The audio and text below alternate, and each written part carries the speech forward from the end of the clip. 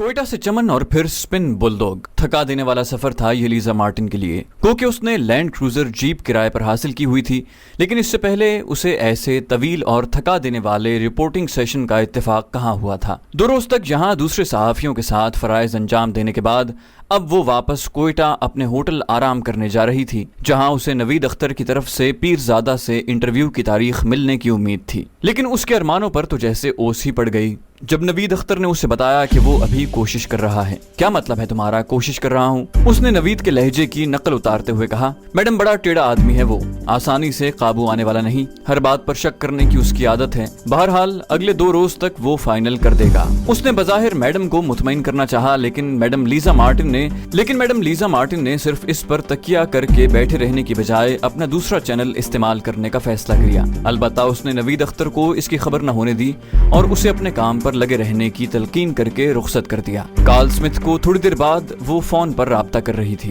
एकदम नालायक है आपका ये नवीद अख्तर, उसने छूटते ही कहा और उसे सारी कहानी सुना दी। घबराओ नहीं, वो जरूर कोई तदबीर निकाल लेगा, बड़ा होशियार और समझदार लड़का है। कार्ल स्मिथ ने उसे समझाया, मेरे पास ज्यादा वक्त नहीं मिस्टर कार्ल स्मिथ, अब मुझे खुद ही कुछ करना होगा। उसने कार्ल स्मिथ से कहा, क्या करोगी तुम? दूसरी तरफ से हंसते हुए कार्ल स्मिथ ने दरियाफ्त किया, एक सोर्स है मेरा। लीजा ने फौरन ही दाएं आंख दबाते हुए कहा, वंडरफुल, सोर्स भी बना लिया, कुछ बताओगी हमें भी? कार्ल स्मिथ ने उसकी हौसला अफजाई की। नो सर, रिपोर्टर अपना सोर्स नहीं बताया करते, आपसे ज्यादा सहाफत के उसूल और कौन समझता है, उसने मजाक के अंदाज में कहा। ठीक है डार्लिंग, बस काम होना चाहिए, मेरी इज्जत का सवाल है, तुम जानती हो मैंने जहाँ कितने लोगों को नाराज करने के बाद तुम्हें ये मुहिम सौंपी है। कार्ल स्मिथ ने उस पर इखलाकी दबाव बढ़ाया। मैं आपके एतमाद पर पूरा उतरूंगी सर, लीजा ने पुरएतमाद लहजे में कहा। Good luck. कार्ल ने फोन ऑफ कर दिया। लीजा मार्टिन ने बिस्तर पर गिरकर एक लंबी सांस ली और सरहाने धरे कॉफी के करीबन ठंडे कप से एक लंबा घूंट भरने के बाद अपने हैंड बैग से डायरी निकाली और उसके कवर के अंदरूनी हिस्से में फंसा आला अफसर मिस्टर खान का वो विजिटिंग कार्ड निकाल लिया, जिस पर उसने अपने हाथ से 3-4 प्राइवेट नंबर लिखे हुए थे। लीजा मार्टिन ने होटल की लाइन से इस्लामाबाद का नंबर मिलाया।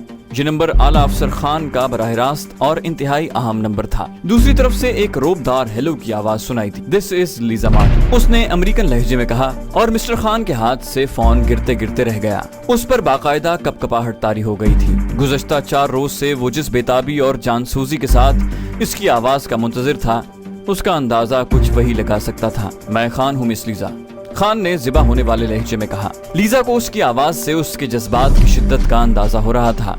खान ने उसे फोन बंद करने के लिए कहा और कहा कि वो उसे खुद कॉल बैक कर रहा है। उसे खौफ था कहीं लीजा मार्टिन अगले 2-3 मिनट बाद फोन बंद ही न कर दे। लीजा मार्टिन ने बहुतेरी नाना शुक्रिया की गर्दान की, लेकिन खान के लिए ऐसा मौका हाथ से गंवाना मुमकिन ही नहीं था। उसका तो बस नहीं चलता था उड़कर लीजा मार्टिन तक पहुंच जाए। ओके, मेरा रूम नंबर 210 है, उसने बिलाखिर उस मजनू की जिद के सामने हथियार डाल दिए। खान का फोन बमुश्किल 1.5 मिनट बाद उसे मिल गया। लीजा मार्टिन ने अमरीकी आदाब माशरत की ताबे इस बेपनाह इनकिसारी पर खान साहब का शुक्रिया अदा किया और उसे बताया कि वो एक अहम काम में उसकी मदद चाहती है। इस अहम काम की जब तफसील उसने मिस्टर खान के बजिद होने पर बताई तो उसकी बातें खिल गईं। बस इतनी सी बात, अरे कहो तो इस पीरजादा को उठाकर वहाँ पहुँचा दें तुम्हारे पास। मौका मिलते ही उसने बेतकल्लुफी से कहा, thank you mister Khan, thank you, लेकिन मैं खुद आ रही हूँ आपका इंटरव्यू करने, आप इंटरव्यू का बंदोबस्त कीजिए। लीजा मार्टिन ने कहा, खुद आ रही हूँ। खान ने बेयकीनी के अंदाज में दरियाफ्त किया,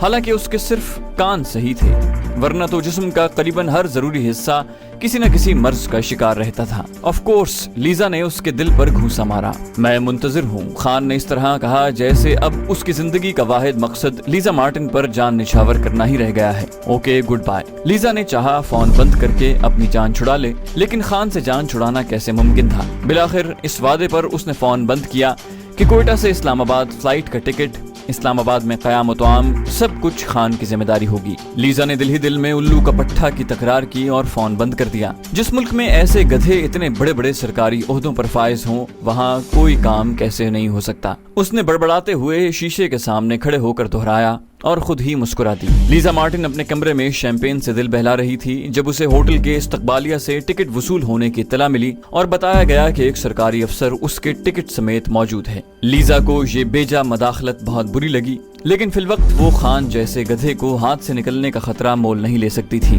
اس نے دل پر جبر کر کے خان کے اس قاصد کو کمرے میں آنے کی اجازت دی، جو تھوڑی دیر بعد مسٹر خان کی طرف سے پھولوں کے ایک بہت بڑے بکے اور فرسٹ کلاس ٹکٹ سمیت اس کے سامنے موجود تھا۔ لیزا مارٹن کا پہلے تو جی چاہا کہ بھاڑ میں جائے یہ انٹرویو اور نوکری، وہ ایک زوردار تھپڑ اس قاصد کے منہ پر رسید کرے اور مسٹر خان پر لعنت بھیج کر کوئی اور طریقہ ڈھونڈے، لیکن ایک مرتبہ پھر اسے ضبط کے تلخ گھونٹ اپنے اندر اتارنے پڑے۔ البتہ اس نے قاصد کو، جو مقامی لیکن بڑا افسر لگتا تھا اور بطور خاص یہاں کی روایات کے برعکس بڑا قیمتی سوٹ پہن کر اسے ملنے آیا تھا، دروازے ہی سے رخصت کر دیا، کیونکہ اس نے جو خوشبو لیزا مارٹن کو متاثر کرنے کے لیے اپنے کپڑوں پر انڈیل رکھی تھی وہ یقیناً دنیا کی مہنگی ترین خوشبو ہوگی، مگر فی الوقت اتنی زیادہ مقدار میں اس خوشبو نے لیزا مارٹن کا دماغ چکرا دیا تھا۔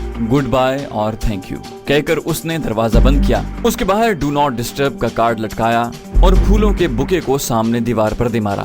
خود کو نارمل کرنے کے لیے اسے معمول سے دگنی شیمپین حلق میں انڈیلنی پڑی تھی۔ اسے اندازہ تھا کہ اس کے بعد کیسے حالات اسلام آباد میں اسے اپنے اس میزبان کے ہاتھوں پیش آ سکتے ہیں، جو اس کے بدقسمتی سے اعلیٰ سرکاری آفیسر ہونے کے علاوہ اس کا ہم سفر بھی رہا تھا۔ راہیل ایک لمحے کے لیے بھی نہیں چونکا تھا۔ مسٹر خان سے لیزا مارٹن کی ہونے والی گفتگو اور مسٹر خان کے نوازشات اور کرم فرمائیوں کو اس نے سیلولائٹ کے فیتے پر منتقل کر لیا تھا۔ جو افسر اسے ٹکٹ اور پھولوں کا گلدستہ دینے مسٹر خان کا نمائندہ بن کر جہاں آیا تھا، اس کے ساتھ راہیل کے ماتحت سائے کی طرح چپکے ہوئے تھے۔ انہیں اس افسر کا مکمل جغرافیہ اگلے 24 گھنٹوں میں معلوم کر کے اپنے افسر تک پہنچانا تھا۔ پیرزادہ کا نام راہیل کے لیے تو کبھی اجنبی نہیں رہا تھا۔ اس سے پہلے اس کی پوسٹنگ اسلام آباد کے DET میں ہی تھی اور پیرزادہ سے متعلق تازہ معلومات حاصل کرتے رہنا اس کے معمولات میں شامل تھا۔ یہ لڑکی آخر پیرزادہ صاحب کا انٹرویو لینے پر کیوں بضد ہے؟ فی الحال اسے اس سوال کا صرف ایک ہی جواب مل رہا تھا، اور وہ اس کی دانست میں امریکی میڈیا کا وہ مخصوص پروپیگنڈا تھا جس نے پیرزادہ کو ایک پراسرار اور دہشت گرد شخصیت کا روپ دے رکھا تھا۔ اب دوسرا سوال یہ تھا کہ امریکہ سے آنے والی لیزا مارٹن ان حالات میں پیرزادہ کا انٹرویو کیوں لینا چاہتی ہے، اور وہ خود ہی مسکرا دیا۔ اس نے سوچا اس سے زیادہ مناسب حالات پیرزادہ سے انٹرویو کے ذریعے اسے دہشت گرد بنا کر پیش کرنے اور پاکستان کو بدنام کرنے کے اور کب لیزا مارٹن یا اس کے مالکان کو میسر آ سکتے ہیں۔ لیکن نوید اختر نے اسے یہ کیوں نہیں بتایا کہ وہ پیرزادہ سے ملنا چاہتی ہے؟ ایک نئے خدشے نے سر اٹھا دیا۔ دیر تک وہ مختلف مفروضے قائم کرتا رہا، بالآخر اس نے زیر لب دہرایا ڈبل کراس، اور خود ہی مسکرا دیا۔ نوید اختر جو کافی دیر سے ایجنسی کے لیے کام کر رہا تھا، کسی اور ایجنسی کا سورس بھی تو ہو سکتا تھا، اس بزنس میں یہ کوئی انہونی بات نہیں، اس نے سوچا۔ تھوڑی دیر بعد وہ تمام رپورٹ کے ساتھ کرنل وردک کے سامنے بیٹھا ہوا تھا۔ کرنل وردک کے لیے اب اس معاملے میں دلچسپی لینا ضروری ہو گیا تھا، کیونکہ اس میں پیرزادہ کا نام آ رہا تھا۔ اس کی خواہش تھی کہ وہ پیرزادہ تک کسی بھی طرح یہ پیغام پہنچا دے کہ وہ لیزا مارٹن کے ساتھ انٹرویو کے دوران غیر ذمہ دارانہ گفتگو ہرگز نہ کرے۔ ملکی حالات اب کسی ایڈونچر کے متحمل نہیں ہو سکتے راہیل، انہوں نے راہیل کی آنکھوں میں جھانکتے ہوئے کہا۔ آئی نو سر۔ راہیل سے زیادہ اس حقیقت سے کون باخبر تھا؟ تم خود جاؤ، معاملے کو خود سنبھالو، لیزا مارٹن پر نظر رکھو اور مسٹر خان پر بھی، میں ہیڈ کوارٹر بات کرتا ہوں۔ انہوں نے سوچ بچار کے بعد راہیل کو ہدایات جاری کی۔ Right sir. راہیل نے ایڑیاں بجائیں اور باہر آ گیا۔ اس کی اگلی منزل اسلام آباد تھی۔ اسلام آباد ایئرپورٹ پر لیزا مارٹن کا استقبال بالکل اسی طرح ہوا جیسے اس کی دانست میں صدر امریکہ کا ممکن تھا۔ فرق صرف اتنا تھا کہ اسے گارڈ آف آنر پیش نہیں کیا گیا۔ کوئٹہ سے PIA کی ایگزیکٹو کلاس میں اس کے سوار ہونے کی دیر تھی کہ جہاز کا سارا عملہ مکھیوں کی طرح اس کے گرد بھن بھنانے لگا۔ اس کلاس میں وہ ایک ہی غیر ملکی خاتون سوار تھی۔ کچھ اور غیر ملکی جو جہاز سے سفر کر رہے تھے وہ شاید اکانومی کلاس میں تھے۔ لیزا مارٹن کے لیے اپنے جسم کو اپنی مرضی سے جنبش دینا ان فضائی میزبانوں نے ناممکن بنا دیا تھا۔ جیسے ہی وہ کروٹ بدلتی، کوئی نہ کوئی فضائی میزبان اس کے سرہانے آ کر اپنے دانتوں کی نمائش کرتا۔ لیزا کے لیے جوابی مسکراہٹ کے سوا کوئی چارہ نہ رہتا، اور اگلے ہی لمحے اسے نہ سمجھ آنے والی انگریزی میں باتیں شروع ہو جاتی۔ اسے یوں محسوس ہو رہا تھا جیسے وہ اس بوئنگ جہاز میں اکیلی سفر کر رہی ہے اور جہاں کا سارا عملہ اس کی خدمت پر مامور ہے۔ اسلام آباد میں لینڈنگ تک 2 مرتبہ کپتان صاحب خود اس کی خیریت دریافت کرنے تشریف لا چکے تھے۔ واقعی باکمال لوگ ہیں، لیزا نے جہاز کے رن وے کو چھوتے ہی اپنے آپ سے بڑبڑاتے ہوئے کہا۔ ایئرپورٹ پر ایک اور طوفان بدتمیزی اس کا منتظر تھا۔ جیسے ہی وہ جہاز کی سیڑھیوں سے اتر کر باہر آئی، ایک کونے میں پہلے ہی سے منتظر ایک سفید پوش تیزی سے اس کی طرف لپکا۔ آپ مس لیزا مارٹن ہیں؟ اس نے قریباً کورنش بجا لاتے ہوئے اس سے دریافت کیا۔ مارے گئے، لیزا نے دل ہی دل میں کہا اور اسبات میں گردن ہلائی۔ آداب محترمہ، پلیز یہ مجھے دے دیجیے۔ اس نے نزدیک کھڑی ایک شاندار گاڑی کی طرف اشارہ کرتے ہوئے لیزا مارٹن کے ہاتھ میں پکڑے بیگ کو اٹھانے کی خواہش جتائی۔ نہیں شکریہ۔ لیزا نے بمشکل اس سے جان چھڑائی، کیونکہ اس بات کا ایک امریکی ہونے کے ناطے وہ تصور نہیں کر سکتی تھی کہ اس کا دستی سامان، جس کا وزن بھی بمشکل 2-3 کلو ہے، کوئی اور اٹھانے کی زحمت کرے۔ گاڑی جو اسے لینے کے لیے آئی تھی ایئرپورٹ کے اس انتہائی حساس حصے میں کس طرح پہنچ گئی اور وہ VIP مسافروں کے خصوصی راستے سے کس طرح باہر نکلی۔ لیزا مارٹن نے اب ایسے سوالات پر سر کھپائی چھوڑ دی تھی۔ اسے جو پروٹوکول اب تک ملا تھا، اس کے بعد کم از کم اس بات کا اسے یقین ہو چلا تھا کہ وہ دنیا کی ارفع و اعلیٰ ترین مخلوق ہے، اور جن لوگوں سے اس کا اب تک واسطہ رہا ہے ان کی حیثیت غلاموں اور کنیزوں کے سوا کچھ نہیں۔ وہ بلا شرکت غیرے خود کو ملکہ عالم تصور کر سکتی تھی، بلکہ اس سے بھی بڑھ کر دنیا کی مہنگی ترین کار کی نرم و گداز گدیوں میں دھنسی لیزا مارٹن کے سفر کا اختتام دارالحکومت کے سب سے مہنگے علاقے میں بنے ایک ایسے بنگلے کے سامنے ہوا تھا جس میں قیام کا شاید وہ امریکہ میں بھی تصور نہیں کر سکتی تھی۔ اپنے مختصر سے سامان کے ساتھ جب وہ ڈرائنگ روم میں پہنچی تو حیرت سے اس کی آنکھیں کھلی کی کھلی رہ گئیں۔ دنیا کے بہترین آرٹسٹوں کے شاہکار دیوار پر سجے ہوئے تھے اور سارے گھر کو دنیا کے انتہائی قیمتی ماربل سے سجایا گیا تھا۔ خوش آمدید مس لیزا مارٹن۔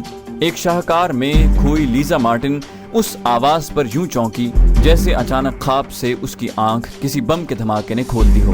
گردن موڑ کر دیکھا تو اس کے سامنے دنیا کی مہنگی ترین خوشبوؤں میں ڈوبا مسٹر خان مسکرا رہا تھا۔ اس کے سراپے پر ایک نظر ڈالنے کے بعد لیزا مارٹن کے دل سے بے اختیار اس ٹیلر کے لیے داد تحسین ادا ہوئی جس کے سلے ہوئے کپڑے مسٹر خان نے پہن رکھے تھے، جنہوں نے اس کی توند کو گھٹانے یا چھپانے میں اہم کردار ادا کیا تھا۔ ونڈرفل۔ لیزا نے داد تو شاید مسٹر خان کے درزی کو دی تھی، لیکن مسٹر خان سمجھ نہ پایا۔ اس نے بے شرمی سے اپنے منہ کا دھانا کچھ اور کھول دیا۔ پینٹنگز زبردست ہیں۔ لیزا نے امریکی آداب معاشرت کا مظاہرہ کیا۔ جو بھی آپ کو پسند آئے آپ کی ہوئی۔ مسٹر خان کے منہ سے بے ساختہ نکلا اور لیزا حیرانی سے اس کا چہرہ دیکھنے لگی۔ ہزاروں ڈالر مالیت کی پینٹنگز اس نے پہلی ہی باقاعدہ ملاقات میں اس کی نظر کر دی تھی۔ الو کا پٹھا۔ اس نے دل ہی دل میں مسکراتے ہوئے اس کا شکریہ ادا کیا۔ روایتی جملوں کے تبادلے کے بعد جو لیزا مارٹن کے لیے وقت کا ضیاع بنتے جا رہے تھے، مسٹر خان اس کے نانا کرنے کے باوجود اسے زبردستی ایک وسیع و عریض ڈائننگ ٹیبل پر لے آیا، جہاں انواع و اقسام کے مشروبات اور کھانے لیزا مارٹن کے لیے 2 عدد ویٹروں نے سجائے ہوئے تھے، اور اب دونوں شاہی باورچیوں کی طرح ہاتھ باندھے ایک کونے میں اگلے احکامات کے منتظر تھے۔ لیزا مارٹن نے آدھی زندگی برگر اور چپس کھاتے گزار دی تھی۔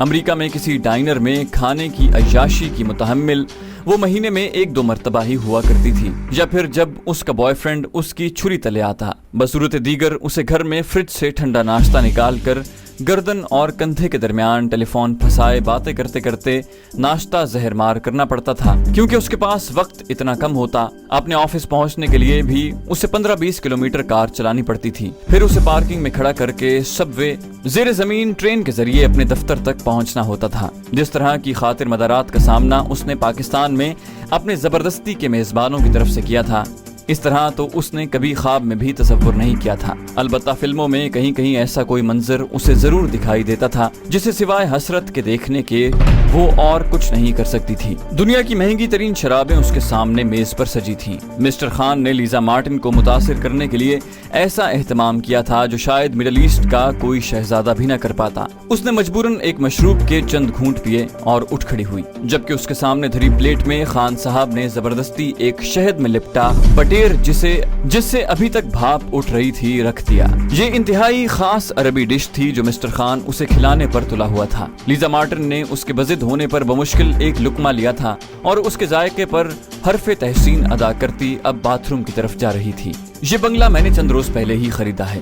اس شہر میں میرا دوسرا بنگلہ ہے۔ ڈرائنگ روم میں پہنچ کر خان نے بنگلے کا تعارف کروانا شروع کر دیا اور 5-6 منٹ مسلسل اسے یہ بتانے کی کوشش کرتا رہا کہ اس میں استعمال ہونے والی لکڑی پاکستان میں مہنگی ترین لکڑی سمجھی جاتی ہے، جبکہ یہاں کی تمام ٹائلیں درآمد کی ہوئی ہیں۔ مسٹر خان میرے کام کا کیا بنا؟ اس کی مسلسل بک بک سے تنگ آ کر بلاخر لیزا مارٹن کا پیمانہ صبر لبریز ہونے لگا تھا۔ کوئی مسئلہ نہیں، बल्कि आज शाम ही हो जाएगा। खान ने चुटकी बजाते हुए कहा। लीजा को उसकी बात समझ नहीं आ रही थी कि गुज़श्ता 1.5 घंटे से पाकिस्तान के दारुल हुकूमत में एक अहम ओहदे पर फाइज ये शख्स इतना फारिग है कि बगैर किसी मकसद के उसका जबरदस्ती का मेजबान बना हुआ है और उसकी मिनिस्ट्री में उसके बगैर मामलात कैसे चल रहे हैं। मैं शाम तक कुछ और काम कर लूं, आप तो बहुत मसरूफ होंगे। मुझे अफसोस है, आपको जहमत हुई, आप ऑफिस तशरीफ ले जाएं, आपके काम का हर्ज हो रहा होगा। उसने बिलाखिर खान से कह ही दिया। No problem. खान ने अपने गंजे सर पर तेल से जमाए गिनती के चंद बालों पर हाथ फेरते हुए कहा, मैंने तो 2 दिन की मेडिकल छुट्टी ले रखी है, मैंने सोचा आपको जहमत ना हो। वाकई मिस्टर खान। लीजा मार्टिन का मुंह हैरत से खुले का खुला रह गया। नो प्रॉब्लम, खान ने बगैर किसी वजह के हंसते हुए कहा। लीजा मार्टिन ने सोचा वाकई ये उसके लिए कोई प्रॉब्लम नहीं। अगर ये अपनी सीट पर भी होता तो क्या कद्दू में तीर चला रहा था, वहाँ भी उसने यही करना था। उसे पाकिस्तान में 4 रोज गुजारने के बाद इस बात का ईमान की हद तक यकीन हो चुका था कि ये लोग तमाम प्रॉब्लम से बेनियाज हो चुके हैं, क्योंकि इन्होंने अपने करीबन तमाम मामलात अपने आकाओं पर छोड़ दिए हैं। खान आहिस्ता आहिस्ता रोमांटिक हो रहा था। उसने अभी तक लीजा मार्टिन को ये नहीं बताया था कि वो खैर से 2 ऑन रिकॉर्ड बीवियां और 8 अदद बच्चों का बाप है, जो तमाम के तमाम इस मुल्क और लंदन के महंगे स्कूलों और कॉलेजों में तालीम हासिल कर रहे हैं। वो तो लीजा मार्टिन पर फिदा हुआ जा रहा था, जिसकी उम्र उसकी सबसे बड़ी बेटी से 4 साल कम ही होगी, जो अब खुद 2 बच्चों की मां बन चुकी थी। मेरे ख्याल से पीरजादा के मुतालिक मेक श्योर हो जाएं। लीजा ने अमरीकी जर्नलिस्ट के नाते अपने तहफ्फुजात का इजहार किया। हाँ क्यों नहीं, खान ने कहा और फोन पर कुछ नंबर मिलाए। दूसरी तरफ से लाइन मिलने पर उसने किसी से बातें करते हुए पीरजादा के इंटरव्यू से मुताल्लिक दरियाफ्त किया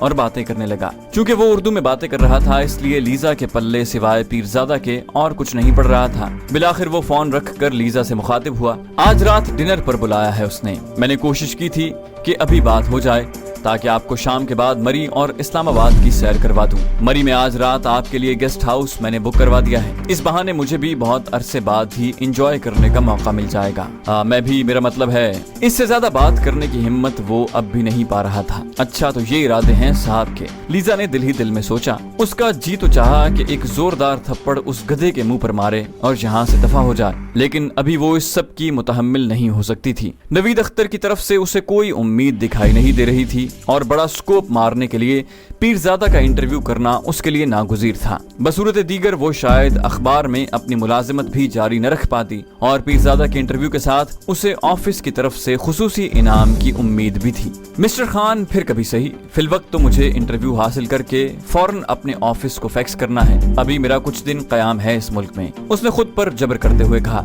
खान के डूबते दिल को उसके आखिरी फिक्रे ने कुछ ढारस बंधाई, वरना तो उसे अपनी सारी मेहनत अकारत जाती दिखाई दे रही थी। मेरा ख्याल है मैं कुछ और जरूरी काम कर लूं, शाम को मिलते ही, लीजा कहते हुए उठ खड़ी हुई।